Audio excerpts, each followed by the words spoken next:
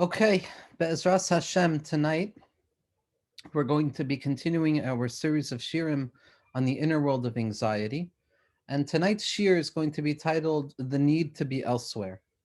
Now we're going to pick up a little bit from where we left off last week with regards to what happens after HaKadosh Baruch Hu casts Adam and Chava out of Gan Eden and places in front of them that Lahat HaCherapa Mitzapeches, that rotating sword of doubt that blocks the individual from entering in to that primordial space of calmness of the spirit, where one did not have to question what was up or down, but rather one abided in their very natural thisness, in their existence, their pure existence. And only after being cast out, we encounter a world of svekos, we encounter a world of doubt and confusion, which, as we have said, is also the birthplace of sipuk, satisfaction, self-sufficiency, and an ability to find oneself in a place of amuna at each and every moment. But what we didn't speak too much about is the first part of the pasuk, that vayigaresh ha'adam, that what HaKadosh Baruch Hu did was he cast Adam and Chava out from their original place, from their proper place, so that on a certain level, the birthplace of that post-Edenic form of subjectivity, what it meant to be a human being outside of the confines and that womb-like experience of Gan Eden, was the sense of having always already been cast out away from the proper place and finding oneself in an improper place, having been deferred from where one is meant to be and experiencing place in a place that a person finds themselves to be, always already after having been cast away.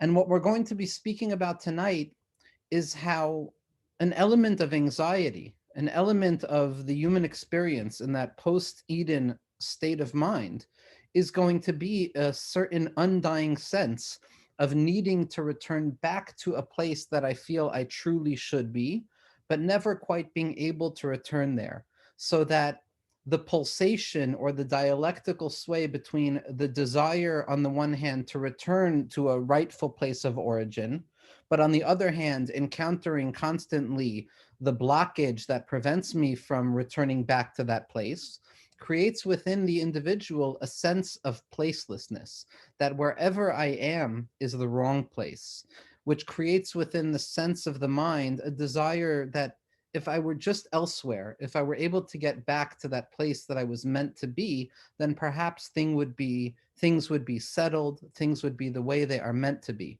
But in our deferred state, having been kicked out of Vayigaresh, being cast out away from our rightful place, we live a life of deferred wandering, trying to find that place where we know we will find rest, but never quite being capable of entering back into that place.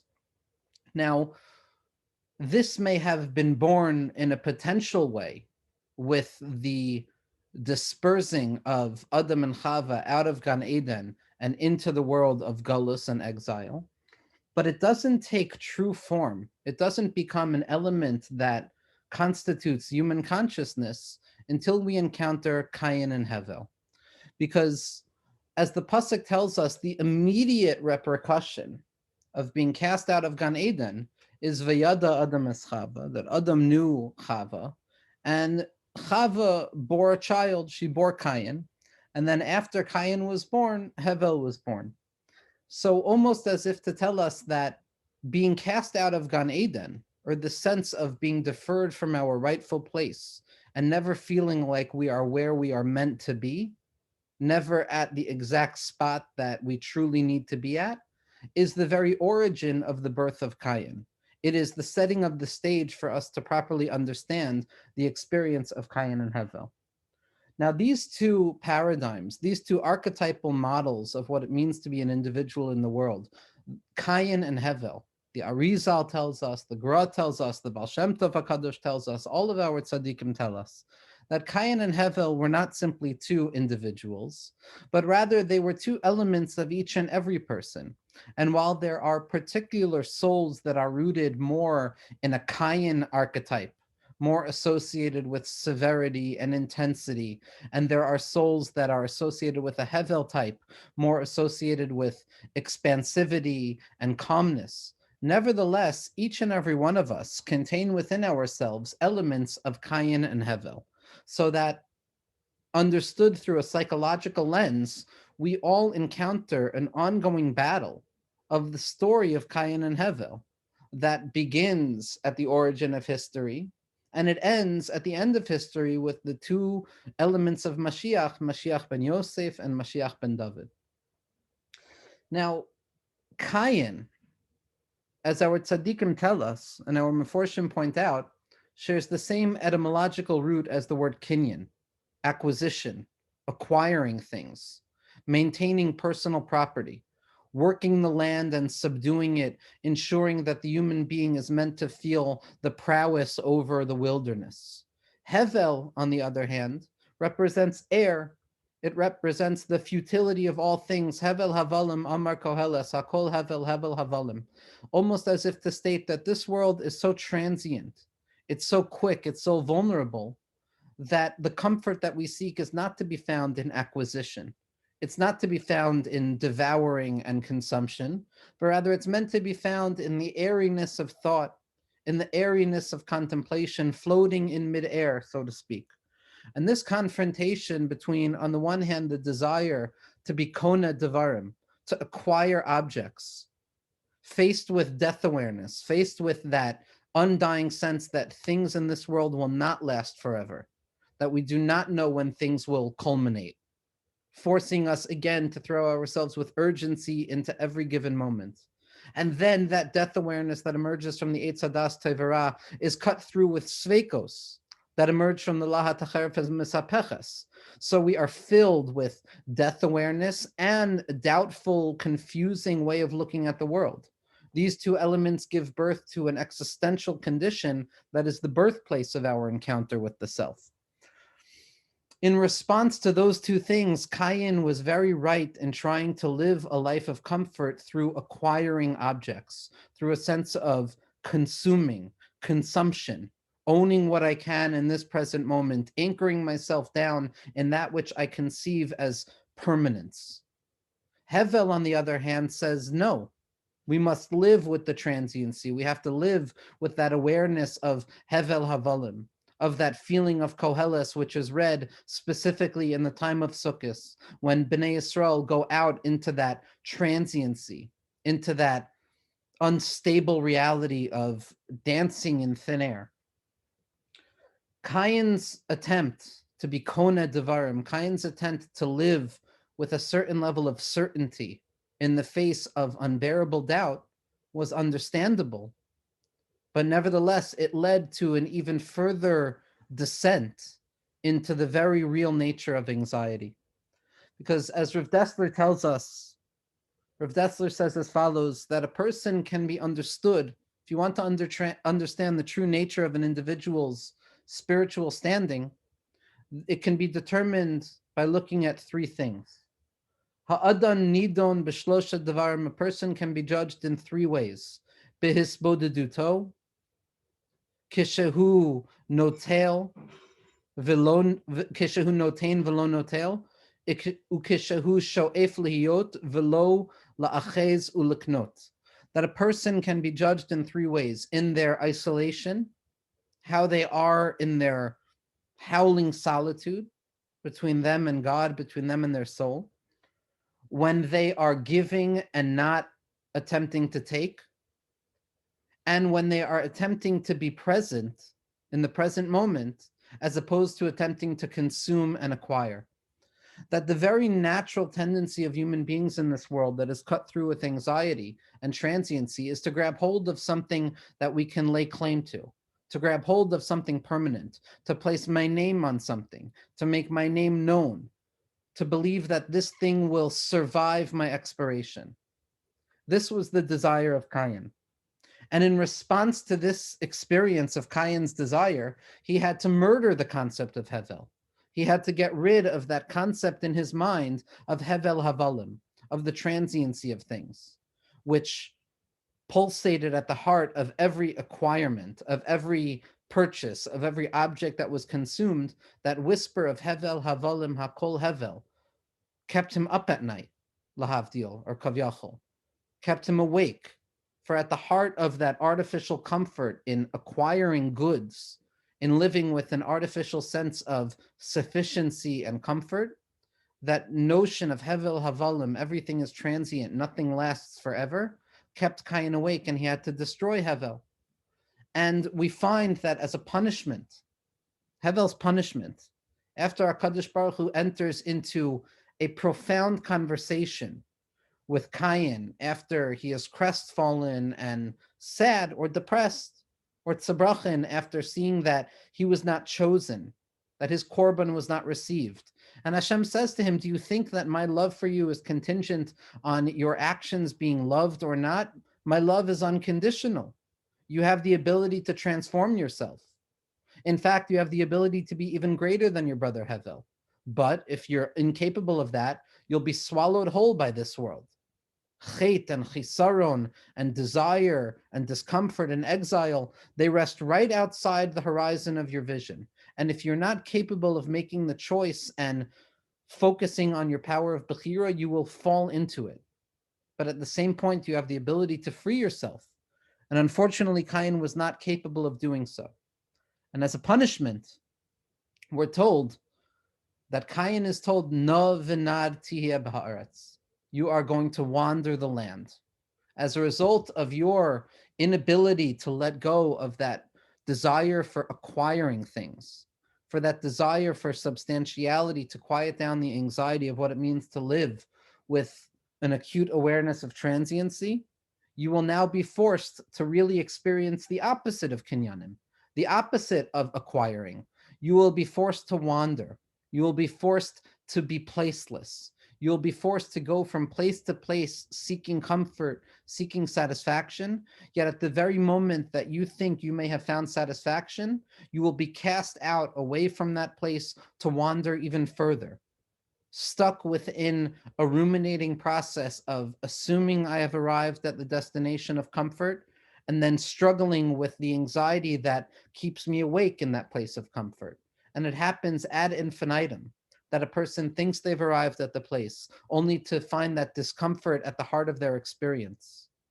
Because we lost a luminary, because Klal Yisrael is suffering this week with the loss of certain tzaddikim, I'll tell one story that moved me very deeply with regards to this inyan from Rav Avram Yoshua Tversky, Dr. Abraham A.J. Tversky, that Dr. Tversky, after working and spending so much time working with clients who were suffering this sense of placelessness, these neshamos of addiction and potential addiction, these souls of chaos, these souls of Cain, these souls of severity, Rabbi Dr. Tversky took the time to give himself a vacation.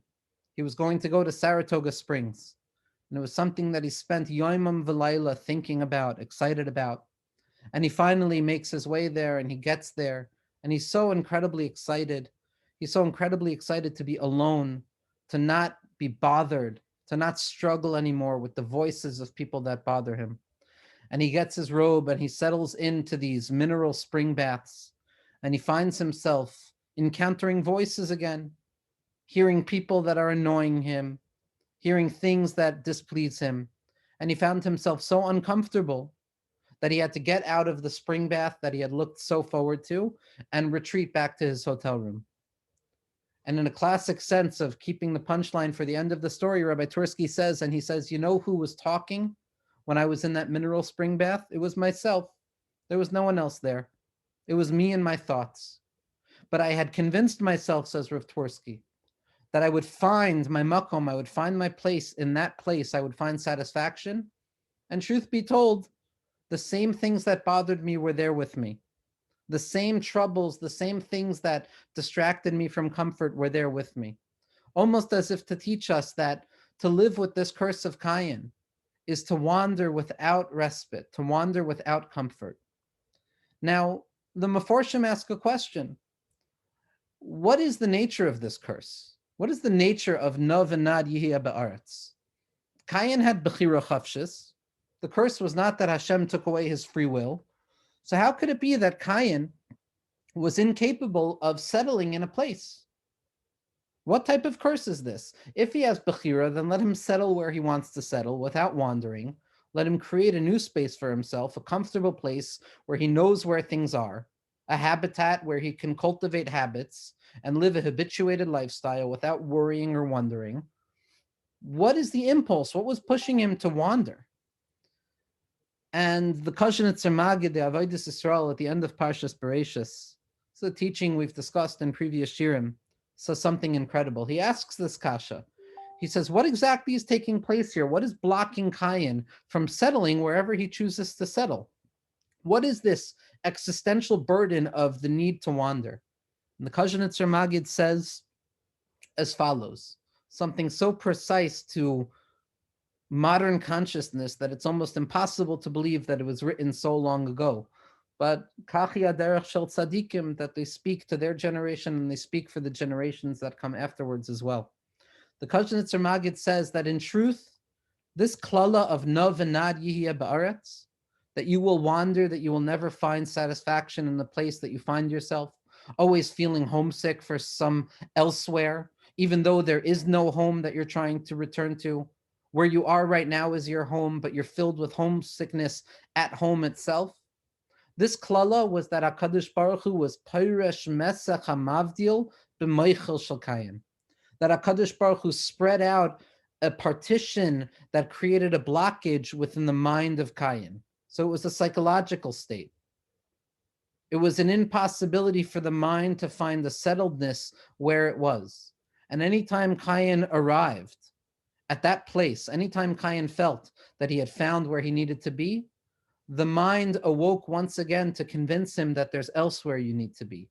Those whispers again saying, perhaps there's somewhere else where things will be better. Perhaps there's somewhere else where you will find the comfort you so desperately seek. And this klala prevented Cain from ever settling in one singular place. Cain was filled with an undying sense that elsewhere is where the secret of my success lies, preventing him from ever being present in the present moment itself, preventing him from ever finding comfort in the place that he needs to be. Now, this condition, this nature of wandering, this undying sense that I need to move elsewhere in order to find myself, is a condition that affects all of us. That in truth, ein lecha adam she'ein lo makom. There's no individual who doesn't have a place. But the reality of our experiences very often is that we convince ourselves that our chesronos and our lacks and our discomfort and our fears are simply because the circumstances of our lives are not the way we need them to be. But if the condition of my life enabled me to have the circumstances that I truly need, then I will find my happiness. We live with a perpetual sense of chisaron, of not having enough. This place is the problem. This place where I am at right now is the reason I can't find menuchas hanefesh. This place where I am at right now is why I can't start in avodas Hashem. It's why I can't find settled mindedness that I so deeply desire. But if I go there, or if I had what they had, or if I travel far enough and I have the conditions that are perfect according to my understanding, then I will find my happiness. And this klala is so deep that it creates a dimyon in the mind, that there is some elsewhere out there that is perfect enough to create the conditions necessary for menuchas hanefesh, creating within the self a deep, undying desire that I need to be elsewhere. Where I am is not okay. And this klala of Cain is overwhelming. Gadol avanoisim mensaya, this is too great for me to bear. HaKadosh Baruch Hu, how are we meant to live in a world with an undying feeling of dissatisfaction where we are, of kicking the conditions in which we live, of being filled with a concern that perhaps something is not right in this place. Perhaps if I were to talk to that person at that moment, I would be okay. I wouldn't be filled with a sense of missing out. I wouldn't be filled with an overwhelming need to be in the know. Now, the idea of makom, the idea of an individual having a place, feeling satisfied with where they are, is not simply one element that a human being needs in order to function, but rather it is constitutive to the very experience of what it means to be a human being. When we look at the very origin of the creation of the world, the concept of tzimtzum, if we look at it through eyes of trying to understand what it means for us, it's HaKadosh Baruch Hu creating a place. It's HaKadosh Baruch Hu creating a place for the world. The very origin of existence is the need for human beings to have a place. Yet, as a result of the curse of Cain, we are filled with an undying sense of being placeless, of being homeless, of not having that bias, of not having that place to rest our head, of not having that place where everybody knows our name. And we're cast out to wander. Now, wandering is the very condition of what it means to be a Yid. The Baal Shem Tov HaKadosh tells us famously that the 42 journeys that the Jewish people went through throughout Mitzrayim, those existential journeys from one place to another, where the Jewish people were capable of realizing their pure and utter powerlessness, that it was only according to the word of HaKadosh Baruch Hu that led us to travel, and only the word of HaKadosh Baruch Hu which allowed us to settle. Those 42 Masa'os are not simply historical journeys that took place with the historical body of Klal Yisrael, but rather they are the 42 journeys with each and every individual, each and every mind encounters in their life. Wandering and thinking that we've reached our place, only to stutter once again, feeling we need to be elsewhere. And it's this journeying, this wandering, this halicha, this nav v'nad yiheh ba'aretz, this backwards and forwards, always feeling that our success rests elsewhere, which is the birthplace of this undying sense of anxiety that perhaps things need to be different right now. Perhaps if only I was capable of being there, things would be okay. But as we've spoken about so often, and especially in these shirim, the very condition that gives birth to our discomfort, the very origin of our anxiety, is also the birthplace of our capacity to confront it. And confronting it doesn't simply mean learning how to be mitmoded with it, learning how to deal with it, but confronting it means learning how to force it to give us its gifts. That Cain, in truth, if he is capable of overcoming his klala, if he is capable of understanding the true essence of what nav v'nad yiheh ba'aretz means, it's not enough that he won't be bothered, but he will overcome himself and he will become bigger and more than he actually was. And this is what it means that HaKadosh Baruch Hu gave Cain an os. HaKadosh Baruch Hu gave Cain a sign. What was this sign? Cain says, my burden is too heavy to bear. The baggage of wandering to and fro, never feeling comfortable, is simply too overwhelming for an individual in the transient reality of life. So Hashem says, don't worry. Don't worry. It's not your fault that you feel this way. I'm going to give you a sign that is going to protect you. It's going to protect you from annihilation. And what was that sign? What was the sign that HaKadosh Baruch Hu gave to Cain? As the Maggid of Kushnitz quotes from the Medrash Rabbah, that sign was Shabbos. Shabbos was the sign that HaKadosh Baruch Hu gave to allow Cain to feel comfortable. And as we're going to see, it's the inyan of Shabbos, the idea of Hine Makom Iti, that what HaKadosh Baruch Hu says to the Jewish people, here, you have a place with me, that is going to enable Cain to truly feel calmness in the heart of the storm, rest in the heart of unrest, a place in placelessness. When Rabbi Nachman of Breslov was telling his tale of the son of the king and the son of the pauper who were switched, encountering that place of Heichal HaTemuros, like we spoke about last week, that topsy-turvy possibility of the metamorphosis, that it could be, as Rav Tzadok says, as Rabbi Nachman says, as Kafka said, that it could be that one morning I will wake up to find my world completely overturned.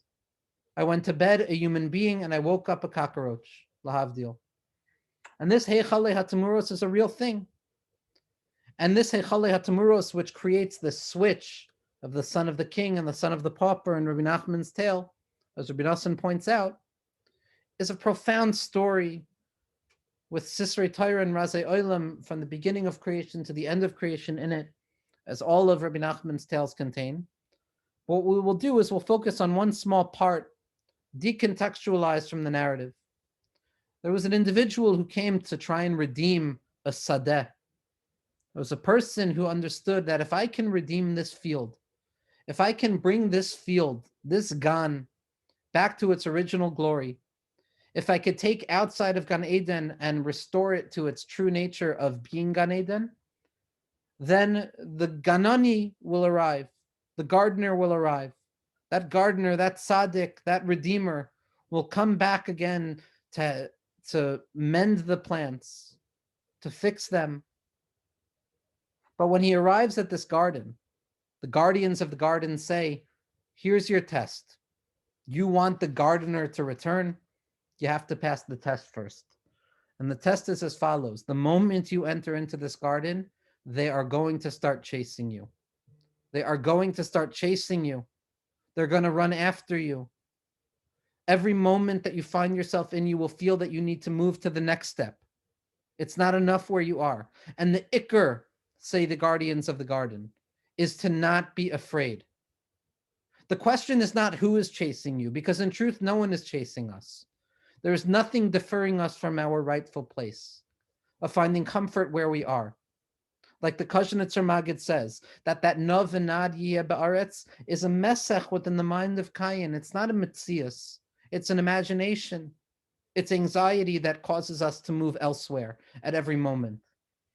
And the ikr, say the guardians of the garden, is to not be afraid, is to be calm, is to not run, is to not chase, is to not be afraid of those feelings that there's something trying to defer you from where you are at. And this individual enters into the garden and they start chasing him, they start running after him. And he moves a little bit slowly with menuchas hanefesh until he grabs hold of the tree at the center of the garden and he encounters calmness. Now Rabbi Nassan and the Talmidim of Rabbi Nachman tell us that tree is the Bechina of Shabbos. Just like the Os of Kayin, which is the Bechina of Shabbos. Because the idea of Shabbos is Al Teitzei Ish Makomo, that an individual does not have to leave their place. It's a rectification of the sin of Kayin. It's the feeling once a week that where I am is okay. I am here right now. I don't have to chase anything to find myself. There's no elsewhere that I need to run to. I am okay right here. I can find everything I have right here. Die. There's enough in this moment for me to encounter HaKadosh Baruch Hu. Hine makom iti. There's a place with me, HaKadosh Baruch Hu says. You can't leave Yerushas on Shabbos.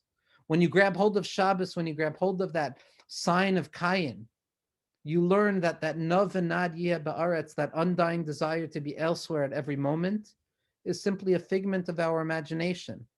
But in truth, if we were to find HaKadosh Baruch Hu in the place that we are at, if we were able to connect to the Das, which is the building of the Beis HaMikdash in our own minds, as Rabbi Nachman tells us, we can become the Makom Shel Olam. We can become the place where everything needs to be. Now the Ramchal tells us in the beginning of his Sefer Adir Bamarom that one of the elements that helps save Kayin is the idea of an Ir Miklat, the idea of a city of refuge. Because in truth, a city of refuge is what happens when a person has fallen into mistakes, shkagos. A person has descended into their unconscious. A person has allowed their unconscious anxiety to begin to swallow up the ability of emunah, bitachon, and menuchas hanefesh. But HaKadosh Baruch Hu sends a hashpa'ah from above. HaKadosh Baruch Hu sends a gift from above, which tells us that there's a city of refuge where you can stop running. You don't have to run from these invisible things that are chasing you. You can find comfort where you are at. And these were those cities of refuge that Moshe Rabbeinu set up, assigning signs and simanim b'derech, pointing us towards those cities of refuge. And on a certain level, as the tzaddikim of Ishbitz and Radzin tell us, we are all horgei hanefesh b'shkaga. All of us, on a certain level, as having been part and parcel of Adam HaRishon, and having a part of Kayin within us, are all responsible. We're all responsible for that which has taken place by mistake, the unconscious mistakes that we engage in. Shigios miyavin meinastaros nekeni, those concealed elements of ourselves. And on a certain level, we all live our lives as if the Goel Hadam is chasing us, as if this invisible thing is chasing us, looking to devour us, to annihilate us, living with the curse of Kayin, of Nav and Nad Yeh Ba'aretz. But the Bechina of an Ir Miklat, of finding a place to rest my head, of finding a city of refuge where I can take comfort where I am, with the deep feeling that I no longer have to run anymore. That's the redemption of Shabbos. That's the redemption when a person comes to realize that in this place right now, wherever HaKadosh Baruch Hu has arranged for my life to lead me, whatever one of the 42 journeys that I am encountering right now in my life, I am okay right now. Yesh li kol. I have what I need. I don't have to be afraid. I can rest my head. Vayishkav b'makom hazeh. I can rest in this place, in this makom, and I can encounter makomo shel olam. The Sfas Emes says something incredible, and I want to read it inside. In Parshas Masai, the Sfas Emes says as follows, with regards to Ari Miklat, Ki ha'hoyreg nefesh b'shkaga ein lo makom ba'atzmo. Somebody who has killed something by mistake, killed a dream, killed a hope, killed an idea, accidentally, they have no place. Ach Hashem Yisparach nosein lo makom legalo shama. But HaKadosh Baruch Hu, in his chesed and his rachamim, has created a place where this person who is stuck within mistakes, within the unconscious mistakes that we all feel, those chesronos that we encounter, Hashem gives us a place. Aval im oile al daiso sheyesh lo makom. But if this person thinks that they have a place to run to, eino kolet klal. The city of refuge does not bring them inside. Ki kol masha kole tu zeh sheyodea she'ein lo me'atzmo makom. Because in truth, the only thing that allows an Ir Miklat, the city of refuge, a place to rest our head, to function properly, is our awareness that in truth we have no place. A person who thinks there's some place that we can arrive at which will satisfy all of our fears, desires, expectations, etc., etc., etc., has no place in this world. It's only when a person embraces the very placelessness of what it means to be a human being, the very reality that wherever I am, I will always feel that I am lacking. Until I recognize that inherent lack within myself, I will never find my place. But when I recognize that there is no place for me, there is no place where I will find everything I need because it's only with you, HaKadosh Baruch Hu, where I will find what I need, that's when Hine Makom Iti, there is a place with me. And the Sfas Emes continues in another Torah, and he says, V'zeh atzma noten lo makom. This renunciation of a place, this hopelessness and finding a place to rest our head, this undying sense of wandering, is the very thing which gives us a place. Hashem Yisparach nosein makom l'mi she'ein lo. Hashem provides a place for those who have no place. Nimtza, it turns out, Ki ikar mekomo, the essential place of an individual, is ma sheyodea she'ein lo makom, is when a person recognizes that they have no place. And this itself is the rectification. It's only when we realize that it's only HaKadosh Baruch Hu who could give me menuchas hanefesh. Without HaKadosh Baruch Hu, we're stuck within the curse of no v'nad yeh ba'aretz, wandering to and fro. But the moment that I recognize that wherever my legs lead me, it's where HaKadosh Baruch Hu wanted me to go, when I believe that every place that my feet have dragged me is exactly what Hashem wants from me, Hine makom iti. At that place, I can encounter comfort. Hamakom yanachem eschem. When a person is cut through with the full awareness of death and doubt and wandering and placelessness, what we announce is Hamakom yanachem eschem, the real makom, HaKadosh Baruch Hu, she'ein ha'olam makomo, elohu makomo shel olam. HaKadosh Baruch Hu is not found within the world is found within HaKadosh Baruch Hu. The place of HaKadosh Baruch Hu is where we find ourselves, and that is anywhere. If we align our minds to HaKadosh Baruch Hu, wherever we are, there we are. Wherever we go, there we are.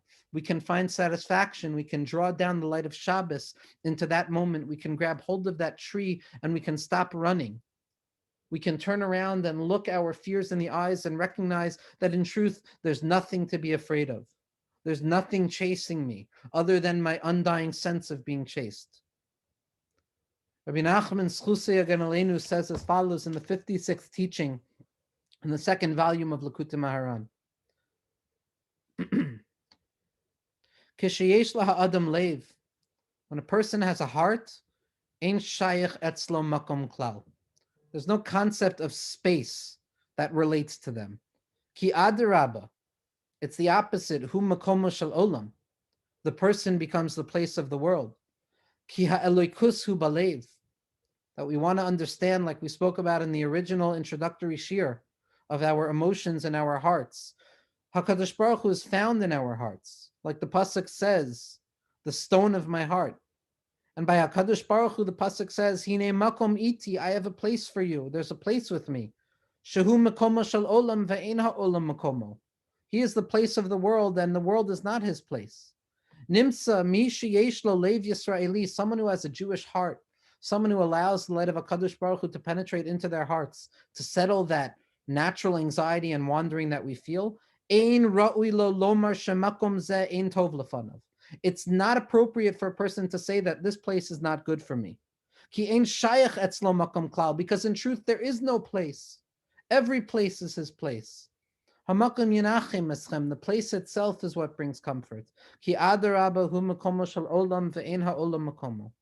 And when a person begins to recognize that in truth every place that I wander is into the lap of HaKadosh Baruch Hu, that's when a person begins to feel comfort. Nobody represented this paradigm as much as David Malka Mashiach. David HaMelech, we're told, is the legless beggar of Rabbi Nachman who never arrives. What does it mean to be without legs? What does it mean to be legless? It means that I recognize that my legs are not my own. Wherever I find myself, that's where HaKadosh Baruch Hu wanted me to be. I am not in control of where I walk. As David Malka Mashiach tells us, that Chashavti Drachai, I thought I was going somewhere. I thought I was walking elsewhere. I thought I was going to do whatever it is that I wanted to do against the will of HaKadosh Baruch Hu. But ultimately, HaKadosh Baruch Hu led me to the Beis Medrash. Hashem led me to where he wanted me to go. When a person realizes that wherever they go, there they are, that wherever I am is where HaKadosh Baruch Hu wants me to be, and I can find rest in this makom, I become the legless beggar. I stop looking at my own legs as carrying me. I stop feeling as if I'm the one in charge of where I'm wandering. And I learn to accept the fact that, okay, HaKadosh Baruch Hu, if this is where you wanted me to be at this moment, then Tov, I will find you in this moment. Hine makom iti, the makom itself will become the redemption. As the Biur Halacha brings down, that David HaMelech used to walk around barefoot, Yachaf, just like Moshe Rabbeinu had to be barefoot, highlighting that our tzaddikim understood that they were not the ones walking anywhere. Wherever they were going was where HaKadosh Baruch Hu wanted them to be. As Rabbi Nachman tells us, Kol makom she'ani holech rak le'eretz Yisrael. Any place that I'm walking, anytime I feel that I'm wandering, anytime I feel that this is not the place to find HaKadosh Baruch Hu, that this is not where Hashem is found, that this is not where I can find comfort, I have to remember that I'm walking to Eretz Yisrael. And every step, kol pesia v'pesia, every step that I take, I can encounter menuchas hanefesh. I can encounter the presence of HaKadosh Baruch Hu, of hamakom yenachem eschem. It's overcoming that mesach hamavdil, overcoming that undying desire to be elsewhere, that curse of Cain. That Cain who says, v'Cain bona ir. Cain went and built an ear. The Kli Yakar asks, why doesn't it say in past tense that he had built an ear? Why does it say in present tense? Because the curse of Cain, Kli Yakar says, is that every time he thinks he's completed something, he feels he needs to do more. He feels he needs to be elsewhere. He feels that what he has done is not good enough. That's the outcome. That's the symptom of the klala of Cain, to feel that whatever we have done is not enough. But when a person is margesh Shabbos, that makom, that al tetzei ish me makomo, that's when a person finds menuchas hanefesh. That's when a person can live within the mindset of ki'ilu kol melachtecha asuya. I'm okay right now. I'm okay right now. And this could be pshat in the Medrash, that after Adam HaRishon sinned, and he was struggling to figure out what to do now with the world that was cut through with death awareness and sveikos and confusion, he saw Cain wandering back from the field, humming the tune of Mizmor Shir L'Yom HaShabbos, of praises to HaKadosh Baruch Hu, as the Nesiva Shalom points out so beautifully in this mimer, praise to Hashem for creating Shabbos. And that's where Adam HaRishon was makabel the idea of tshuva, of returning to where one is in that very moment. It's the Nekuda of Shabbos that gives us chayas in this world. And it's the Nekuda of Shabbos that saves us from this undying sense of needing to be elsewhere. And Shabbos is a mindset. It's a mindset. It's the ability to find menucha where we are at in this present moment. And although we can speak about Kayin for many weeks, Be'ezras Hashem, next week what we're going to speak about is Noach, of Zayinachamenu Me'oitzev Yadenu, of the person who comes to bring us comfort, of Hamakum Yenachem Eschem. We're going to talk about what the teva of the Noach means, of what tevas Noach means, the ability to find a place within the storm itself, a real place that even though everything is terrible and broken on the outside, nevertheless a person can find themselves within that tevas Noach, Be'ezras Hashem.